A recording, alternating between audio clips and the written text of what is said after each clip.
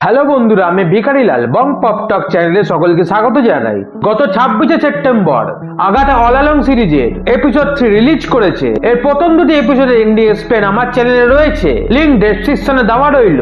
এই ভিডিওটিতে আমি এপিসোড 3 এর ইন্ডিয়ান স্পেন করব, তাই যারা এপিসোডটি দেখনি তাদের জন্য রইল স্পয়লার ওয়ার্নিং। এই এপিসোড উইচেস রোডেই শুরু হয়। এখানে টিনের মুখে আবার সেই ম্যাজিক্যাল সেলাই দেখা যায়, যেটি একটি সিজল স্পেল যার দ্বারা তথ্য গোপন করা হয়। তবে এখানে কে টিনের উপর সিজল স্পেল প্রয়োগ করেছে তা এখনো একটা রহস্য। এরপর আগাথার কাভেন উইচেস রোডে রোদে ঝলমল একটা বাড়ি দেখতে পায়, যার ভিতর টিপটপ করে সাজানো, এবং তার ভিতর ঢোকার পর কাভেনের সকলের গায়ে সুন্দর পোশাক আশাক চলে আসে। এটা মূলত আগাথার কাভেনের সামনে প্রথম টেস্ট। এই উইচেস রোডে যাত্রার সময় আগাথার কাভেনের সামনে এরকম বিভিন্ন পরীক্ষা আসবে, যাতে তারা পাস করলে তাদের সকলের মনস্কামনা পূর্ণ হবে। কারণ কাভেনের প্রত্যেক উইচের নিজস্ব একটি মনস্কামনা রয়েছে। যেমন আগাথা তার শক্তি ফেরত পেতে চায়, জেনিফার তার আবদ্ধ মানুষের জীবন থেকে মুক্তি পেতে চায়, লিলিয়া তার ধন সম্পত্তি ফেরত পেতে চায়, এবং অ্যালেস তার মায়ের মৃত্যু রহস্য জানতে চায়। এখানে একটি গুরুত্বপূর্ণ তথ্য জানা যায়। জেনিফার টিনকে বলে যে লোকমুখে শোনা যায় ডার্কহোল্ড পাওয়ার জন্য আগাথা তার শিশুপুত্র ম্যাফিস্টোকে দান করেছিল। তবে কেউ এখন জানে না সেই ছেলে বেঁচে আছে নাকি ম্যাফিস্টোর এজেন্ট হয়ে গেছে। অর্থাৎ এই প্রথমবার এমসিইউতে ম্যাফিস্টোর নাম উল্লেখ হলো। যাই হোক, আগাথার কাভেন বাড়িতে একটি দাদা পায়, যার বাংলা সারমর্ম হলো, আমার সময় বাড়লে আমি মূল্যবান হই, আমাকে একা পেয়ে মজা নেই, আমি তোমার মস্তিষ্কে গন্ডগোল সৃষ্টি করতে পারি, এবং আমার জারি জুরি সবাই জানে। এর উত্তর অবশ্য সঙ্গে সঙ্গেই পাওয়া যায় টেবিলে রাখা ওয়াইনের বোতল দেখে। কারণ ওয়াইন যত পুরনো হয় তার স্বাদ বাড়ে, ওয়াইন খেলে নেশা হয়, এবং অবশ্যই সকলের সাথে মিলে ওয়াইন খাওয়াতেই আসল মজা থাকে। যাই হোক, আগাথার কাভেনের সকলে বোঝে তাদের সবাইকে ওয়াইন খেতে হবে। তবে টিন যেহেতু প্রাপ্তবয়স্ক নয়, তাকে বাদে সকলে ওয়াইন পান করে। তবে আগাথা ভাবে ওয়াইনে কিছু গন্ডগোল আছে, তাই সে চিটিং করে আড়ালে গিয়ে ওয়াইন ফেলে দেয়। এই ওয়াইন খাওয়ার সাথে সাথেই একটি ঘড়িতে টাইমার শুরু হয়ে যায়, এবং পরক্ষণে বোঝা যায় তার কারণ। কিছুক্ষণের জন্য কাভেনের সকলের মুখ বিকৃত হয়ে যায়। জেনিফার বলে ওই ওয়াইনে নির্ঘাত বিষ ছিল, ফলে তাদের এখন বিভিন্ন শারীরিক অসুবিধা হবে। তারা তাদের জীবনের সবচেয়ে বাজে মুহূর্তকে হ্যালুসিনেট করবে, এবং শেষ হবে তাদের মৃত্যু। তাই টাইমার শেষ হওয়ার আগে জেনিফারকে এই পয়জনের অ্যান্টিডোট তৈরি করতে হবে। অর্থাৎ উইচেস রোডের প্রথম পরীক্ষা পয়জন বিশেষজ্ঞ জেনিফারের জন্য। যেহেতু মিসেস শারন প্রথম ওয়াইন খেয়েছিল, তাই তার প্রথম হ্যালুসিনেশন হয়, যেখানে সে ওয়ান্ডাকে দেখতে পায় এবং অজ্ঞান হয়ে যায়।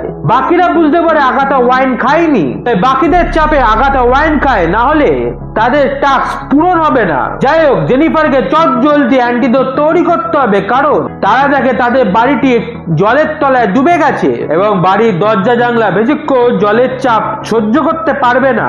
তাই জেনিফারের কথা মতো সবাই বাড়িতে অ্যান্টিডোট বানানোর সরঞ্জাম খুঁজতে থাকে, যার মধ্যে পেট্রোলিয়াম জাত বস্তু, মধু ইত্যাদি রয়েছে। তবে এবার বাকিদেরও হ্যালুসিনেশন শুরু হয়। অ্যালেস তার মাকে দেখতে পায়, জেনিফার দেখে একটি ডাক্তারকে, যে সম্ভবত তাকে মানুষের জীবনে আবদ্ধ করেছিল। তবে সবচেয়ে উল্লেখযোগ্য হয় লিলিয়ার হ্যালুসিনেশন। সে রেনেসা পিরিয়ডে তার ইয়ং ভার্সনকে দেখে, যার পিছনে কালো আলখাল্লা পরা একটা কঙ্কাল মূর্তি দাঁড়িয়ে ছিল।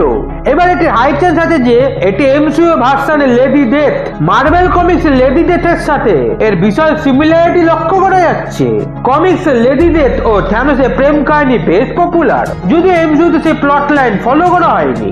যাই হোক, সকল হ্যালুসিনেশন কাটিয়ে তারা সব সরঞ্জাম জোগাড় করে, এবং কিচেন সিঙ্কে জেনিফার অ্যান্টিডোট তৈরি শুরু করে। তবে সবশেষে এবার আগাথার হ্যালুসিনেশন শুরু হয়। সে শিশুর বিছানা থেকে তার শিশুপুত্রের কান্না শুনতে পায়। তবে সে বিছানার চাদর ছড়াতে সেখানে ডার্কহোল্ড দেখতে পায়। যাই হোক, শেষে আগাথা সহ সকল উইচের মাথার চুল ও টিনের রক্ত মিশিয়ে অ্যান্টিডোট তৈরি করে সবাই তা পান করে, এবং টাইমার শেষ হওয়ার ঠিক আগের মুহূর্তে অচৈতন্য মিসেস শারনকেও সেই অ্যান্টিডোট খাইয়ে দেওয়া হয়। এরপর সেখানে একটি বড় ওভেনের দরজা খুলে যায়, এবং জানলা ভেঙে বাড়িতে জল ঢুকতে থাকে। ফলে সকলে মিলে মিসেস শারনের অচৈতন্য দেহ নিয়ে ওভানের রাস্তায় বেরিয়ে উইচেস রোডে ফিরে আসে। শুরুতে সবাইকে নিরাপদে আছে মনে হলেও জানা যায় মিসেস শারন আর বেঁচে নেই। শেষে আগাথা মিসেস শারনকে চিনতে পারে না, অর্থাৎ তার আংশিক বা সম্পূর্ণরূপে স্মৃতি লোপ হয়েছে, এবং এপিসোড এখানেই শেষ হয়। এবার এপিসোড শেষে প্রশ্ন জাগে, মিসেস শারন মারা গেল কেন? কেন অ্যান্টিডোট তার উপর কাজ করলো না? আমার মতে দুটি কারণ হতে পারে। প্রথমত, সে উইচ ছিল না, তাই হয়তো অ্যান্টিডোট তার উপর কাজ করেনি। দ্বিতীয়ত হতে পারে অ্যান্টিডোট তৈরির সময় যেহেতু মিসেস শ্যারনের মাথার চুল ইউজ করা হয়নি, সেহেতু অ্যান্টিডোট তার উপর কাজ করেনি। তবে এর ফলে আগাথার কাভেনের একজন মেম্বার কমে গেল। তবে বলাই বাহুল্য পরের এপিসোডগুলিতে ভিডাল কাভেনে যোগ দেবে, কারণ সিরিজের ট্রেলারে তা দেখিয়ে দিয়েছে। তবে এই এপিসোডে সবচেয়ে বড় হাইলাইট ম্যাফিস্টোর নাম উল্লেখ। এই এপিসোড থেকে স্পষ্ট যে আগাথা ডার্ক হোল্ড পাওয়ার জন্য ট্রেড হিসেবে তার পুত্র নিকোলাস ক্র্যাচকে ম্যাফিস্টোকে দিয়ে দিয়েছিল। মার্বেল কমিক্সে ম্যাফিস্টোকে প্রায় এমন ট্রেড করতে দেখা যায়, যেমন কমিক্সে Spiderman one more day story লাইনে গুলিতে আহত আন্টম্যানের জীবন বাঁচাতে ম্যাফিস্টোর সাথে চুক্তি স্বরূপ পিটার ও মেরি জেন তাদের বৈবাহিক সম্পর্কের বলিদান দেয়। এবার প্রশ্ন আছে নিকোলাস ক্রেজ এখন আছে কোথায়? এবার এখানে একটা পসিবিলিটি হতে পারে এই তিনই আসলে নিকোলাস। এমনিতেও তার প্রতি আগাথার একটু বাড়তি স্নেহ দেখা যাচ্ছে। তাছাড়া এটাও প্রশ্ন যায় যে আগাথার স্মৃতিশক্তি কি সত্যিই চলে গেছে? এটা বলা মুশকিল, কারণ আগাথা নিজের স্বার্থে অনেক ছলচাতুরি করতেই পারে। ওভারঅল এই এপিসোডটি একটি ঠিকঠাক এপিসোড। এখনো পর্যন্ত এই সিরিজে তেমন কিছু উল্লেখযোগ্য ঘটেনি। এবার দেখার পরবর্তী এপিসোডগুলিতে এই সিরিজ কেমন পেসিং ধরে। ভিডিওটি এখানেই শেষ হলো। ভিডিওটি ভালো লেগে থাকলে চ্যানেলটিকে সাবস্ক্রাইব করার অনুরোধ রইল।